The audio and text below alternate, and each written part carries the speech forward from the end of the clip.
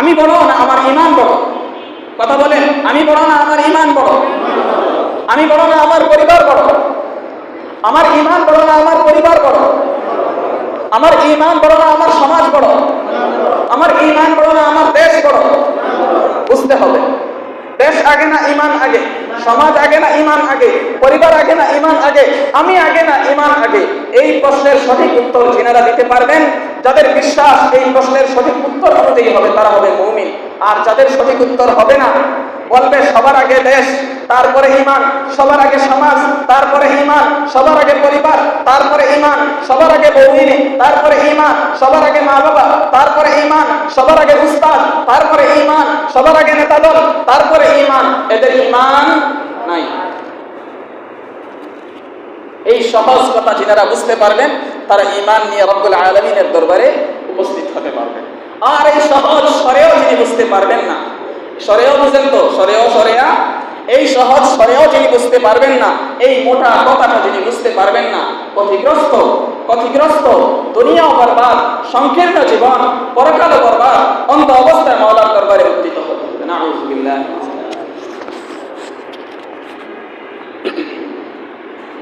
এই প্রাধান্যের মানদণ্ড বুঝছেন তো?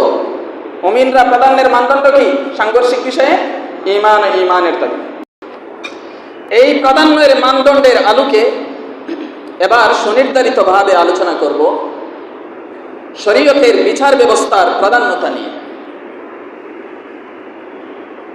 যখন মানুষের বানানো বিচার ব্যবস্থা এবং আল্লাহ প্রদত্ত বিচার ব্যবস্থার মধ্যে পারস্পরিক সংঘর্ষ হয়, যখন মানুষের বানানো বিচার ব্যবস্থা এবং আল্লাহ প্রদত্ত বিচার ব্যবস্থার পরস্পরে সংঘর্ষ হয়, তখন আমরা কোন বিচার ব্যবস্থাকে প্রাধান্য দিব? সঠিক উত্তর দিন। যখন মানুষের বানানো বিচার ব্যবস্থা এবং আল্লাহ প্রদত্ত বিচার ব্যবস্থার পরস্পরের মাঝে সংঘর্ষ হয়, তখন কোন বিচার ব্যবস্থাকে প্রাধান্য দিবেন? সবাই বলেন। দুনিয়ার মানুষের বানানো বিচার ব্যবস্থা, আমেরিকা ব্রিটেনের বানানো বিচার ব্যবস্থা, ব্রিটিশদের বানানো বিচার ব্যবস্থা, আমার দেশের তথাকথিত বুদ্ধিজীবীদের বানানো বিচার ব্যবস্থা এবং 1400 বছর আগে নাজিলকৃত আল কোরআনের বিচার ব্যবস্থা, দুই বিচার ব্যবস্থায় যখন সংঘর্ষ বাঁধবে, তখন কোন বিচার ব্যবস্থাকে প্রাধান্য দিবেন? আল্লাহর কোরআনের বিচার ব্যবস্থা। যেমন উদাহরণস্বরূপ, কোন অবিবাহিত যুবক, কোন অবিবাহিত, বুঝেন তো, যে বিয়ে করে নাই কোনোদিন, অবিবাহিত যুবক, অবিবাহিত যুবতী অথবা বয়স্ক বিবাহ করে নাই, বয়স্ক নারী বিবাহ করে নাই, সোজা কথা অবিবাহিত, অবিবাহিত পুরুষ, অবিবাহিত নারী, অবিবাহিতা নারী, দুজন পরস্পর সম্মতির ভিত্তিতে অকর্মে লিপ্ত হল, তাকে শরীয়তের পরিভাষায় জিনা বলে, বাংলায় বলে ব্যভিচার। এটার নাম দর্শন নয়। দর্শন হলো এক পক্ষ রাজি, অপর পক্ষ কি নয়? রাজি নয়। আমেরিকা ব্রিটেন তারা দর্শনকে অপরাধ মনে করে, ব্যভিচারকে অপরাধ মনে করে না। দুইজনের সম্মতির ভিত্তিতে হলে সেটাকে তারা অপরাধ মনে করে না। যখন যুবক যুবতী ব্যভিচারে লিপ্ত হলো, তারপরে তাদের এই অপকর্ম চারজন সাক্ষী সচক্ষে দেখতে পেল, অথবা আল্লাহর ভয়ে সেই যুবক এবং যুবতী নিজেদের অপকর্মের কথা আদালতের সামনে উপস্থিত হয়ে নিজেরা স্বীকার করে নিল। কথা ভালোভাবে বুঝবেন। হয়তো চারজন সাক্ষী দেখেছে এবং ভালোভাবেই দেখেছে, ধারণা নয়, ধারণার ভিত্তিতে ইসলামের দণ্ডবিধি কার্যকর হয় না, এই ভুল ধারণা অনেকের মাঝে আছে। বলে যে চোরের শাস্তি ইসলাম দিয়েছে হাত কাটা। আরে চোরের শাস্তি ইসলাম দিয়েছে হাত কাটা, সেটা তো দলিল প্রমাণের ভিত্তিতে। শুধু শুধু ধারণা করলেই যে চোরের শাস্তি হাত কাটা তা তো নয়।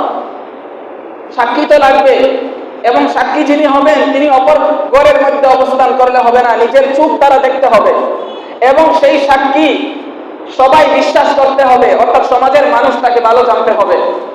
এ বিশ্বস্ত লোক, জীবনে কোনোদিন তাকে ধোঁকাবাজি করতে দেখি নাই, ওই ধরনের সাক্ষীগুলো সাক্ষী দিতে হবে, অনেক কঠিন। তো সাক্ষীর ভিত্তিতে অথবা অপরাধী যুবক যুবতী বা পুরুষ নারী নিজেদের স্বীকারোক্তি দিল, জবানবন্দি দিল আদালতে যে হ্যাঁ আমরা অপকর্মে লিপ্ত হয়েছে। যেহেতু নিজেরা নিজেদের দোষ স্বীকার করে নিয়েছে, তাহলে প্রশ্ন হলো তাদের শাস্তি কি হবে? কারণ এটাকে আল্লাহ তাআলা অপরাধ মনে করেন এবং সুস্থ বিবেকের সমাজ যেটা রয়েছে সেই সমাজ ওই অপরাধকে কি মনে করে? অপরাধ মনে করে। আল্লাহ রাব্বুল আলামিন শাস্তি দিয়েছেন, সূরা নূরের মাঝে উল্লেখ করেছেন, الزانية والزاني فاجلدوا كل واحد منهما 100 جلدة ولا تأخذكم بهما رأفة في دين الله إن كنتم تؤمنون بالله واليوم الآخر وليشهد عذابهما طائفة من المؤمنين। কোন ব্যভিচারী পুরুষ, ব্যভিচারী নারী, তাদের ব্যাপারে আল্লাহ তাআলার সিদ্ধান্ত হচ্ছে তাদেরকে তোমরা 100 কষাঘাত করো, 100 বেত্রাঘাত লাগাও। বিবাহিত না অবিবাহিত? বিবাহিতের ক্ষেত্রে বেত নয়, এদেরকে হত্যা করা।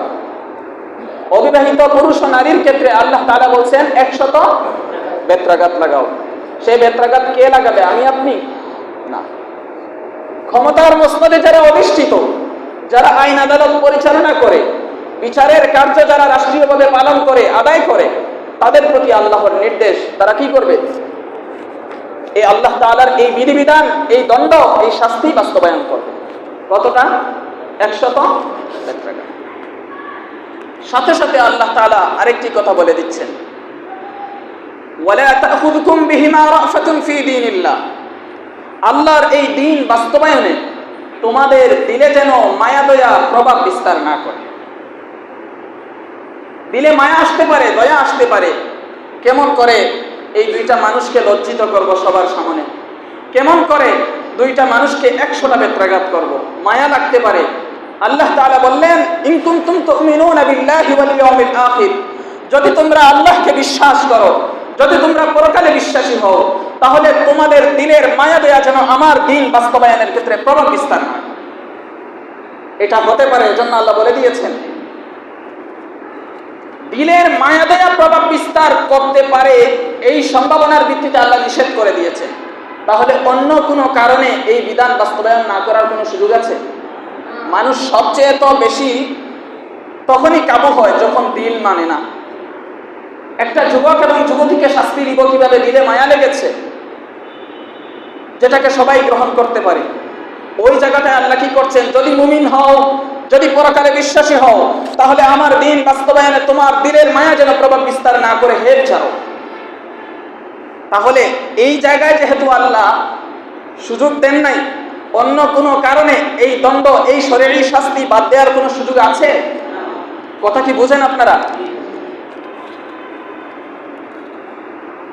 কিন্তু গত 100 বৎসর যাবৎ পৃথিবীর জমিনে যতগুলো মুসলিম দেশ রয়েছে,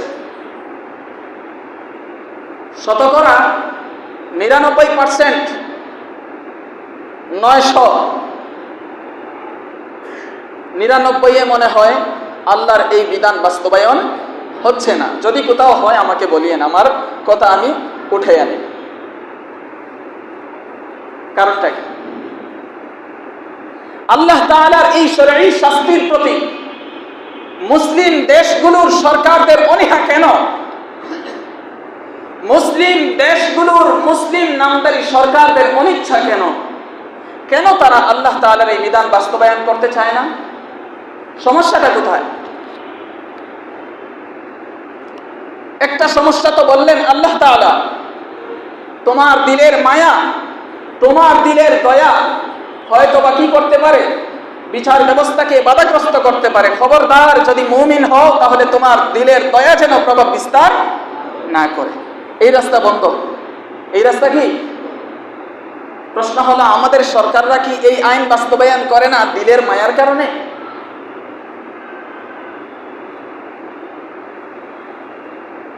তাদের বানানো সংবিধানে কি এই আইন আছে? যদি আইন থেকে থাকে তাহলে বলতে পারেন হয়তোবা দিলের মায়ার কারণে কি করতে পারে না।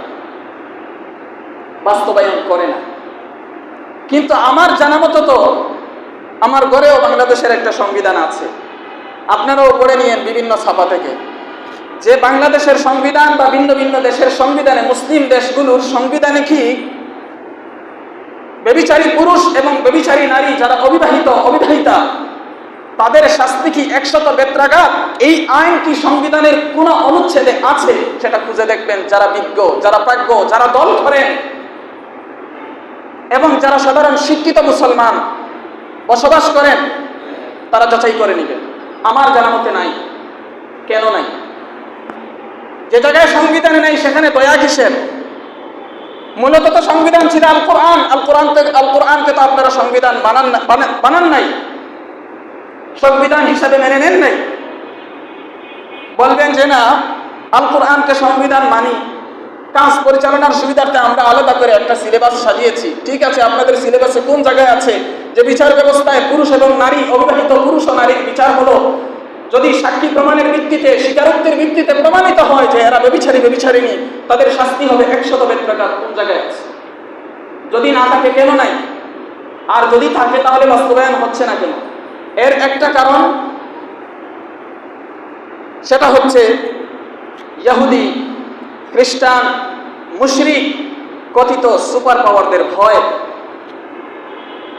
যারা মুসলিম সরকারদেরকে আল্লাহর এই বিধান বাস্তবায়ন করার তো সুযোগ দেয় না, এমনকি সংবিধানের ভিতর অন্তর্ভুক্ত করারও সুযোগ দেয় না। অথচ সেই মুসলিম সরকারের আল্লাহর বিধানের প্রতি পূর্ণ শ্রদ্ধা রয়েছে। সেই মুসলিম সরকার চায় আল্লাহর বিধান আল্লাহর জমিনে প্রতিষ্ঠিত হোক। সেই মুসলিম সরকার চায় আল্লাহর বিধান দ্বারা বিচার ব্যবস্থা পরিচালনা করা হোক। কিন্তু ইহুদিরা, খ্রিস্টানরা, মুশরিকেরা, সেই পাশের দাদাবাবুরা আল্লাহর কোরআনের বিধান বাস্তবায়ন করতে বাধা দেয় সরকারদেরকে। সরকার এই জন্য কি করতে পারে না? বাস্তবায়ন করতে পারে না। এটা একটা সমস্যা। যদি বিষয়টা এমনই হয় যে সরকারের সদিচ্ছা রয়েছে, সরকার দিনে মনে প্রাণে বিশ্বাস করে আল্লাহর কোরআনই হচ্ছে সর্বশ্রেষ্ঠ সংবিধান, এর ভিতরে যে আইনগুলো রয়েছে এগুলোই হচ্ছে সর্বশ্রেষ্ঠ আইন, আমি সবচেয়ে বেশি শ্রদ্ধা করি এই আইনকেই, কিন্তু ওই সমস্ত নমরুদ আর ফেরাউনের ভয়ে তারা আমার দেশকে ধ্বংস করে ফেলবে এই ভয়ে অথবা কাপুরুষতার কারণে আমি কি করি না? বাস্তবায়ন করি না। এমন যদি হয় তাহলে সেই সরকারদেরকে মুনাফিক বলা যায় না, সেই সরকারদেরকে নাস্তিক বলা যায় না। কিন্তু যদি বিষয়টা এমন হয় যে আল্লাহর বিধান বাস্তবায়ন না করার মূল কারণ হচ্ছে তারা নিজেরাই অনৈতিকতা এবং অশ্লীলতার সাথে মানসিক ঐক্য করে তুলেছে। কথা ভালোভাবে বুঝবেন। আরেকটা কারণ, যে অপরাধকে অপরাধ মনে করে না, এই সমস্ত অনৈতিক কাজের সাথে মানসিকভাবে কি করে তুলেছে? ঐক্য করে তুলেছে। তারাও সেই অপরাধ করতে পছন্দ করে, তাদের কোনো বাধা বিপত্তি নাই। আরেকটি কারণ হলো, যেই সমস্ত মুরব্বীরা মাথা থেকে পা পর্যন্ত বর্বরতার মধ্যে নিমজ্জিত ডুবন্ত, সেই সমস্ত পচা বুদ্ধির মুরব্বীরা আল্লাহর ইনসাফের আইনকে মধ্যযুগীয় বর্বর আইন বলে আখ্যায়িত করে, আর সেই সমস্ত পচা মুরব্বীদেরকে সন্তুষ্ট করার জন্য আল্লাহর বিধানকে লঙ্ঘন করে বিসর্জন দেয়।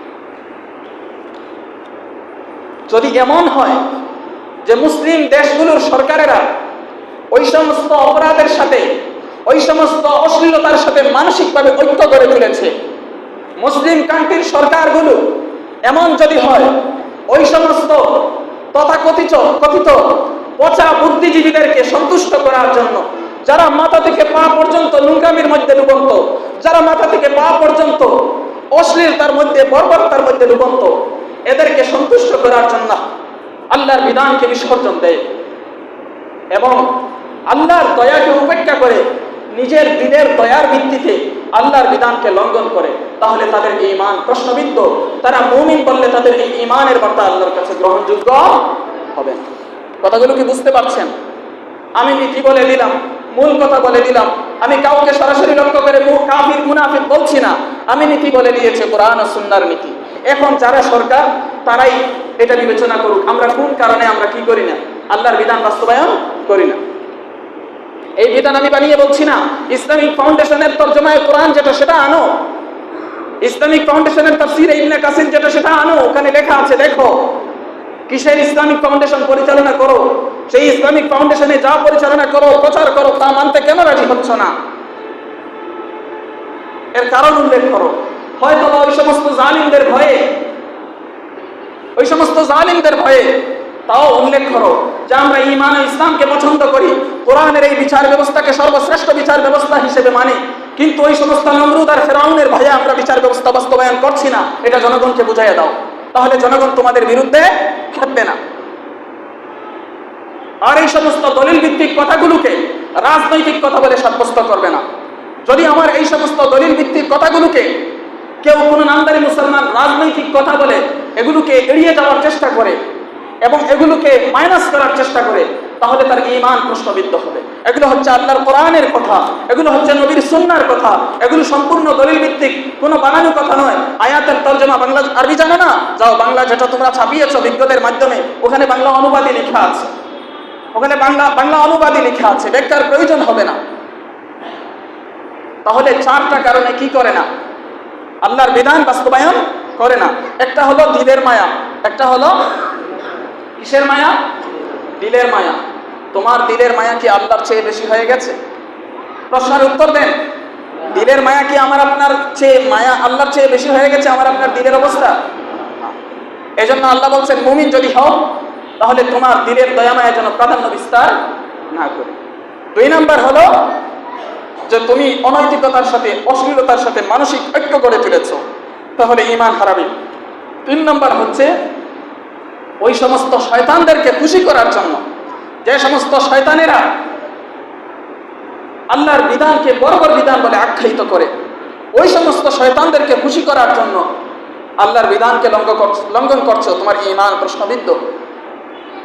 আর আরেকটি কারণ হলো যে আমি আল্লাহর বিধানকে শ্রদ্ধা করি, সম্মান করি, চাই সেটা বাস্তবায়ন হোক, কিন্তু ওই সমস্ত তথাকথিত সুপার পাওয়ারেরা আমাদেরকে কি করতে দেয় না? বাস্তবায়ন করতে দেয় না। তখন কি করা লাগে আমরা পরবর্তীতে বুঝব। এই 4টার বাহিরে আর কি আছে আমার জানা নাই, আমার মাথায় এখন আসে না। কারো যদি তাকে 5 নম্বর কোনো কারণ সেটা উল্লেখ করো। অতএব এই সমস্ত ক্ষেত্রে আমরা ঈমানের দাবি হচ্ছে আল্লাহর বিধান, অবিবাহিত যুবক যুবতী, অবিবাহিত পুরুষ নারী যখন ব্যভিচারে লিপ্ত হবে তখন সরকারের দায়িত্ব হলো, আইন আদালতের দায়িত্ব হলো এদেরকে জনসম্মুখে, আল্লাহ কোরআনে বলছেন ওয়ালিয়াশহাদু আযাবাহুমা তাইফাতুম মিনাল মুমিনিন, মুমিনদের একটা দল যেন তাদের শাস্তি প্রত্যক্ষ করে। অবশ্যই আল্লাহ তাআলা তাকিদ দিয়ে বলছেন যে অবশ্যই যেন মুমিনদের একটা দল কি করে? শাস্তি প্রত্যক্ষ করে, শিক্ষা হাসিল করার জন্য। আল্লাহর বিধান হলো 100 বেত্রাঘাত করতে হবে। এখন মানব রচিত বিধানে কি আছে? কোথাও নাই, কোথাও আছে তো আল্লাহর বিধানের সাথে সাংঘর্ষিক। অতএব আমরা কোন পথে যাব? বিচারকদেরকে আল্লাহ লক্ষ্য করে বলছেন, এবং যারা ওই আইন আদালতের দায়িত্বে যারা বসবে, জনগণ এই বিচার বাস্তবায়ন করবে না, জনগণ এই সমস্ত বিচার হাতে নিলে শৃঙ্খলা বজায় থাকবে না, সমস্ত সমাজ এবং রাষ্ট্র উশৃঙ্খল হয়ে যাবে। এই জন্য তো সরকার, এই জন্য তো আইন আদালত। এখন আইন আদালত এই কাজ বাস্তবায়ন করবে, তাদের প্রতি আল্লাহর বার্তা প্রাধান্য দিবে কোনটা? কোনটা প্রাধান্য দিবে? মানব রচিত চিন্তা চেতনা নাকি আল্লাহ তাআলার এই বিধান? কোনটা? কথা বুঝলে বলে থাকুন, কোন বিধানকে প্রাধান্য দিবে? আল্লাহ তাআলার বিধান কি? কতটা বেত্রাঘাত? কতটা বেত্রাঘাত? কতটা বাস্তবায়ন করবে কে? সরকার। আইন আদালতে যারা আছে তারা, বিচারক যারা আছে তারা, বিচারক কর্তৃক নির্দেশে জল্লাদ বাস্তবায়ন করবে নাকি আমি আপনি? হ্যাঁ, এলাকার মুরব্বী? এভাবে যদি এলাকার মুরব্বীরা বিচার হাতে নেয় তার উপায় থাকবে? তো আমাদের বিষয় ছিল ঈমানকে যাচাই করতে হবে। আমার ঈমানকে যাচাই করার পন্থা হলো যে আমি আমার নিজের পছন্দের কারণে, নিজের দলের পছন্দের কারণে, নিজের সমাজের পছন্দের কারণে, নিজের অভিরুচির পছন্দের কারণে, নিজের মুরব্বীর পছন্দের কারণে, সেই সুপার পাওয়ারদের পছন্দের কারণে, সেই নোংরা বুদ্ধিজীবীদের পছন্দের কারণে ঈমানের বার্তা ছেড়ে দিচ্ছি, নাকি সব কিছু বিসর্জন দিয়ে হলেও আমি ঈমানের উপর অটল অবিচল থাকতে পারছি? তাহলে বুঝতে পারবেন আপনার ঈমান আছে কি নাই। এজন্য আসুন আমরা সর্বদা যখনই 2টা বিষয়ে সংঘর্ষ বাঁধবে, একটা হলো ঈমান আর আরেকটা হলো কুফর, একটা হলো ঈমানের দাবি, আরেকটি হলো এর বিপরীত দাবি, তখন যেন আমরা ঈমানের দাবিকে প্রাধান্য দিতে পারি। আল্লাহ তাআলা আমাদের তৌফিক দান করুন।